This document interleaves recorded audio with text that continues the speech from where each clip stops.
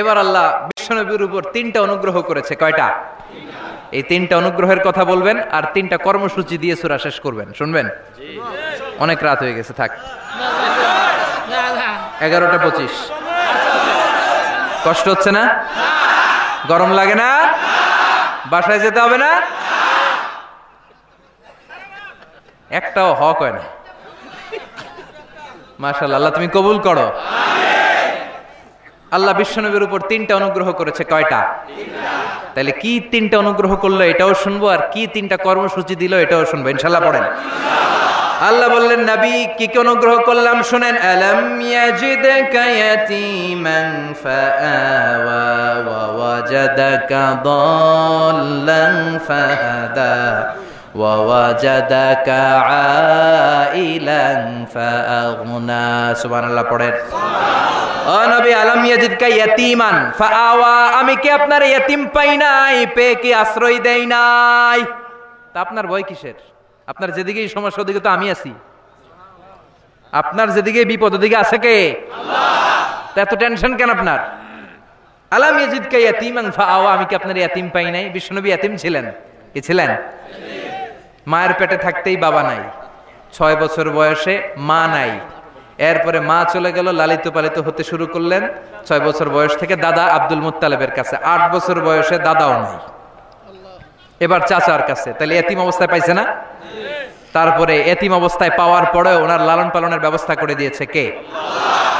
বিশ্বনবীর অনুগ্রহগুলো কি কি আল্লাহ করেছেন, কারণ অনুগ্রহের কথা শুনলে, নেয়ামতের কথা শুনলে মানুষের মনে প্রশান্তি জাগে। সুবহানাল্লাহ পড়েন। সাইকিয়াট্রিস্ট যারা আছে, they ask their patient to count the bounties and mercies and blessings they got from their Lord in their life. যারা মনোবিজ্ঞানী আছে, তারা সুইসাইডাল টেন্ডেন্সি যাদের মধ্যে, যারা জীবন নিয়ে হতাশ, বাঁচতে চায় না, মরে যেতে চায়, এদেরকে কিভাবে চিকিৎসা করে জানেন? এদেরকে বলে, আপনার বিয়ে হয়েছিল কবে? কয় অমুক দিন। কি হয়েছিল? কয় খুব আনন্দ হয়েছিল, মনে সুখ পায়।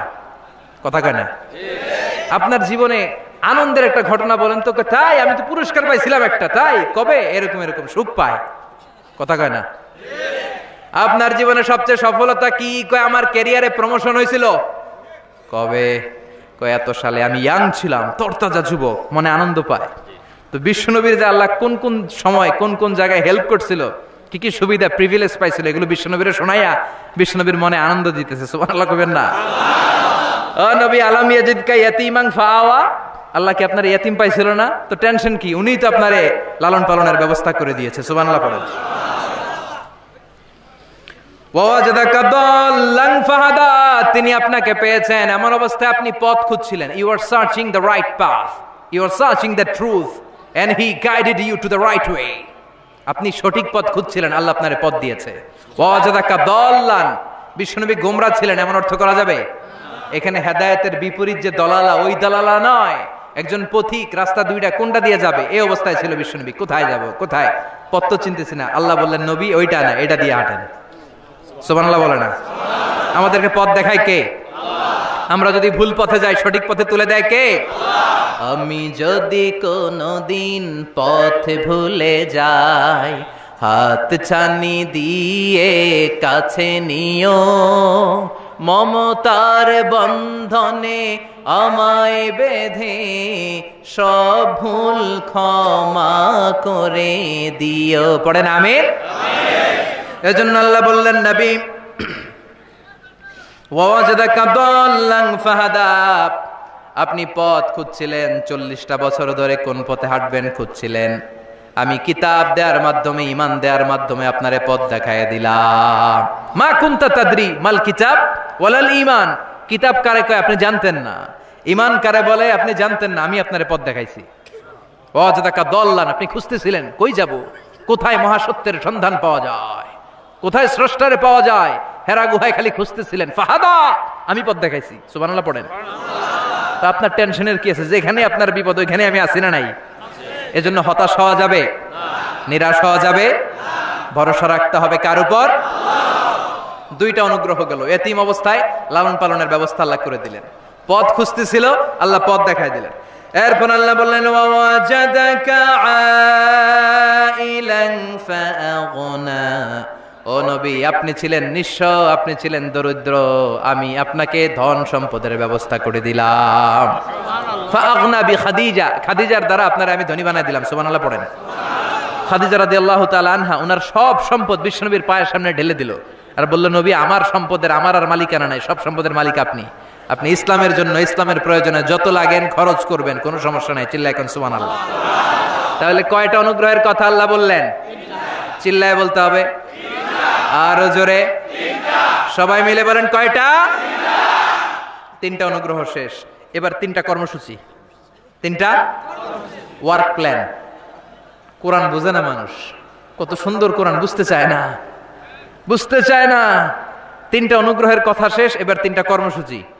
তিনটা কি কর্মসূচি? নাম্বার 1, ও নবী, যেহেতু আপনি এতিম ছিলেন, এতিমের দরদ আপনি বুঝেন, বুঝে না? বিশ্বনবী নিজে এতিম ছিল, এতিমের দরদ জ্বালা তো উনি বুঝে। সবার বাবা বাচ্চারা নিয়ে খেলতে যায়, ওনার বাবা নাই, কষ্ট আছে না নাই? এই দরদ, এই জ্বালা আপনি জানেন। এজন্য আপনার প্রথম কর্মসূচি, ফাআম্মাল ইয়াতীমা ফালা তাকহার, ও নবী, খবরদার, কখনো কোনোদিন এতিমের সাথে খারাপ আচরণ করবেন না। বিশ্বনবীরে বলার মাধ্যমে আমাদের সবাইকে আল্লাহ শিখালেন, খবরদার, ওয়া আম্মাল ইয়াতীমা ফালা তাকহার, এতিমকে তুচ্ছ জ্ঞান করো না। এতিম রে এতিম বানালো কে? তোমার বাবা মাকে বাঁচিয়ে রাখলো কে? তুমিও সমাজের এতিম হিসেবে বেড়ে উঠতে পারতা। চিৎকার করে বলেন ঠিক কিনা? এই জন্য নবীরে বললেন, নবী, ফাআম্মাল ইয়াতীমা ফালা তাকহার, এতিমের সাথে কখনো খারাপ আচরণ করবেন না। এতিমের সাথে খারাপ আচরণ যারা করে তাদেরকে অপছন্দ করে কে? আরাআইতাল্লাযী ইউকাযযিবু বিদ্দীন ফাযালিকাল্লাযী ইয়াদউল ইয়াতীম। আল্লাহ ওদেরকে পছন্দ করে না যারা দ্বীনকে অস্বীকার করে আর এতিমকে ঘাড় ধাক্কা দিয়ে বের করে দেয়। ঠিক কি না? বিশ্বনবী বলতেন, আনা ওয়া কাফিলুল ইয়াতীমি কাহাতাইন, এই দুই আঙ্গুল যেমনি কাছাকাছি, আমি আর এতিমের লালন পালনকারী জান্নাতে এরকম কাছাকাছি থাকবো। এই আঙ্গুল আর এই আঙ্গুলের মাঝখানে যেমনি তেমন কোনো ব্যবধান নাই, আমি আর এতিমের লালন পালনকারীর মাঝখানে কোনো ব্যবধান থাকবে না। আনা ওয়া কাফিলুল ইয়াতীমি কাহাকাদা, এভাবে জান্নাতে আমরা পিঠাপিঠি হয়ে থাকবো, প্রতিবেশী যারা এতিমকে লালন পালন করে। সুবহানাল্লাহ পড়েন। এক সাহাবী বললেন, নবী, আমার হৃদয়টা বড় শক্ত, কেমন করে হৃদয়কে নরম করব? ট্যাবলেট দেন।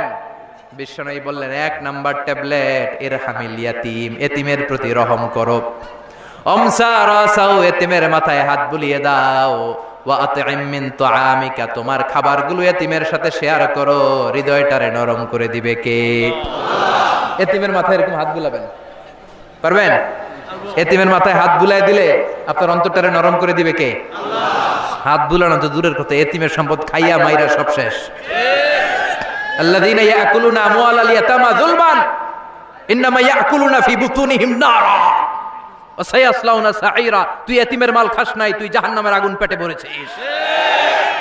এতিমের সম্পদ মেরে দেয়, জুলুম করে সম্পদ খেয়ে ফেলে, এরকম আছে না নাই? তুমি এতিমের সম্পদ খাও নাই, তুমি ওর সম্পদ আত্মসাৎ করো নাই, তুমি জাহান্নামের লাকড়ি পেটে ঢুকিয়েছ। খবরদার, এতিমের সাথে ভালো আচরণ করেন।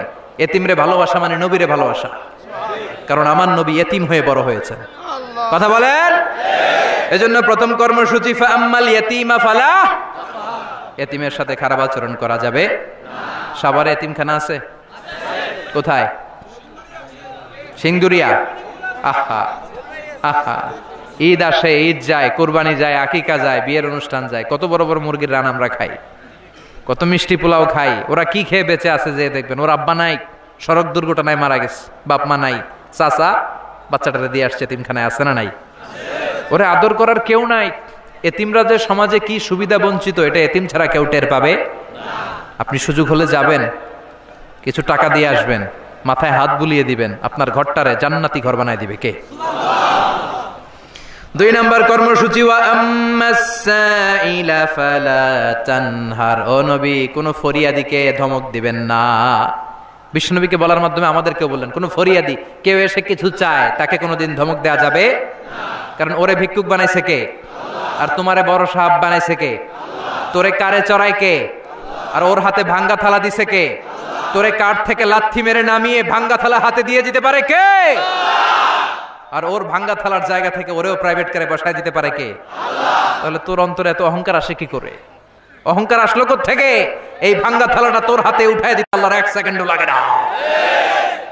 ওয়াম্মা সাইলা ফালা তানহার, খবরদার ফরিয়াদিকে তাড়িয়ে দিও না, ধমক দিও না।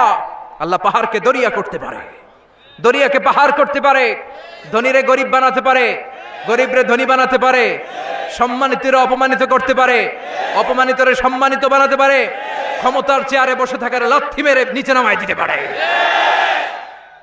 তো আম্মা সাইলা ফালা তানহার, ফরিয়াদিকে ফিরিয়ে দিও না। বিশ্বনবী কখনো কেউ কিছু চাইলে ফিরিয়ে দিতেন না। সুবহানাল্লাহ পড়েন। একবার বিশ্বনবীর গায়ে একটা জামা, চিল্লায় বলেন কয়টা জামা? ফাজা সাইল, একজন এসে বলে নবী একটা জামা দেন। বিশ্বনবী ওই গায়ের জামাটাই খুলে দিয়ে দিচ্ছে। এখন গায়ে দেওয়ার মতো তো কোনো জামা নাই।